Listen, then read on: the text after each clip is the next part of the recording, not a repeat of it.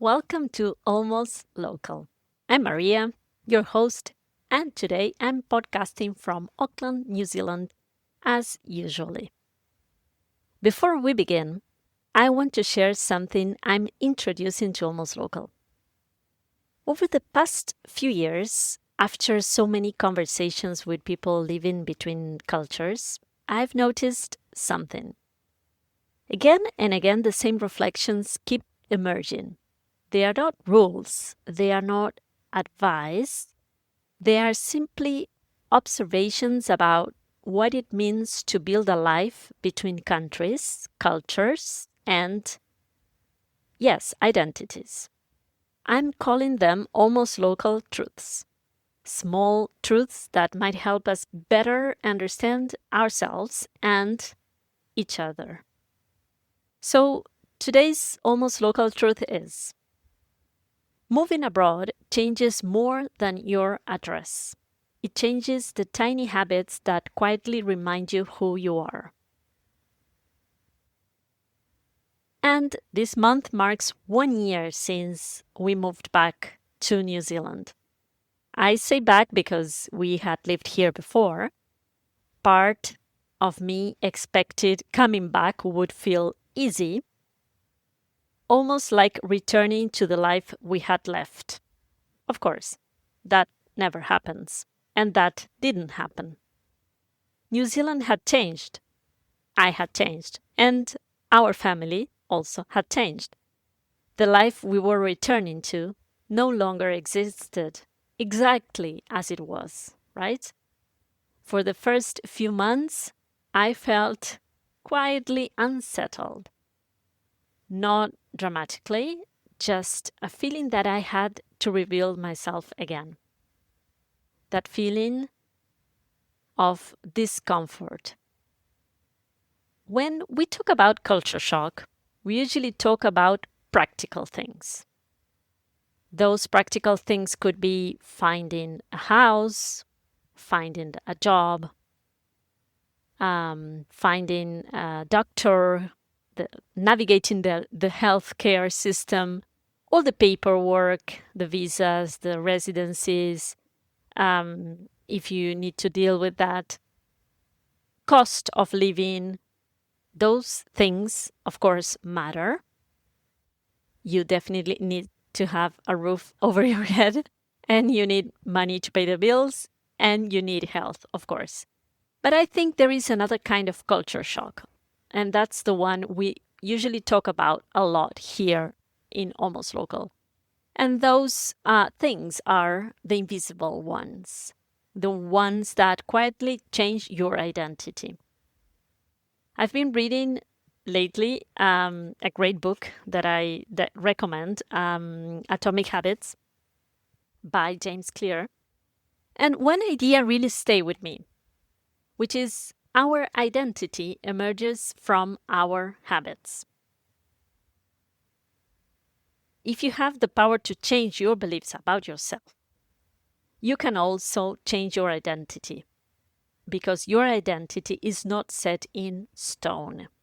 You have a choice in every moment. You can choose the identity you want to reinforce today with the habits you choose today. That's a little quote from the book. The things we repeat become the evidence of who we believe we are, according to James Clear.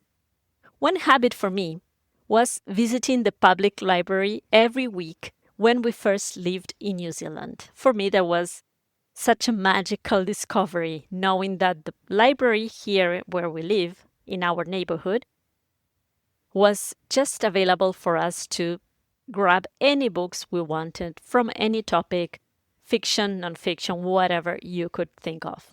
For me, it was glorious, I would say. I would borrow piles of books, and it became part of my identity. I wasn't just borrowing books, I was reinforcing that I was someone who stayed curious. I mean, of course, I didn't know that. I know now. When we moved to the Netherlands, what did I do? One of the first things that I wanted to do was join the local library. Yes, of course. I was really excited. And I had my library card and I headed to the library, the one we had near our house. But almost, of course, all the books were in Dutch, you can imagine. I remember walking home really sad. It wasn't really about the books. Now I know. It felt like I'd lost a small part of myself. Eventually, I found other ways to keep that identity alive. At the Hungry Mind, at the international community, parents exchanged English books. I also discovered the little street libraries scattered around neighborhoods. And of course, the main library in The Hague has a big section of English books. I realized something important. I hadn't lost the identity of being a reader. I'd only lost one way of expressing it. At the same time, the Netherlands gave me something completely new: the bicycle. Cycling wasn't just a transport here, it was part of everyday life. Without really noticing, it became part of my identity too. I loved riding everywhere. So when we moved back to Auckland, one of the first things I did was buy an e-bike. I wanted to keep that part of myself. For a while, I cycled to my co-working space. But what happened is gradually, I returned to driving. Not because I stopped loving cycling. The context was different, and the roads, the distances, the rhythm of the city, and, well, it just didn't work. I still have the e-bike anyway, but it's not part of my daily life. And that made me realize something else. Some habits travel with us. Some need to be reinvented. And some belong to a particular place and become a gift.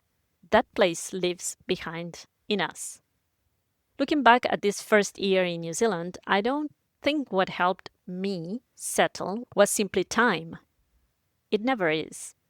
I mean, of course, time helps. But it was mostly repetition. Returning to the library, going to the gym, yoga, morning coffee with the yoga friends, recording this podcast, building Almost Local, the community. Little by little, those habits became evidence that I was building this new chapter. Maybe identity isn't something we either keep or lose. Maybe, like the book Atomic Habits say, identity is not set in stone. And I think that's great news, right? Maybe it's something we can continuously edit. Some parts stay, some evolve, and some new ones appear because another culture introduces us to a version of ourselves we never knew existed. For example, the bicycle. Living abroad isn't only about adapting to another culture, it's also about collecting pieces of yourself from different places. Maybe that's why moving abroad changes us forever. Not because we leave ourselves behind, but because every country leaves something behind in us. So, if you've recently moved or moved back, perhaps don't ask only, how do I settle in? Maybe also you can ask, what habits help me feel like myself? What tiny routines can I rebuild? What new ones might this place invite me to discover? Because belonging rarely arrives all at once. Sometimes it arrives quietly, one ordinary habit at a time. And perhaps that's what becoming almost local really means. Not choosing between who you were and who you are becoming, but allowing both to exist at the same time. Today's almost local truth, I was saying at the beginning, moving abroad changes more than your address. It changes the habits that shape your identity. Some you'll rebuild, some you'll reinvent, and some will become beautiful reminders of a place that will always be part of who you are. I'm Maria, and this is Almost Local. Stories that bring us closer. I hope you enjoyed today's episode. And now I'm off to my morning coffee. Until the next episode.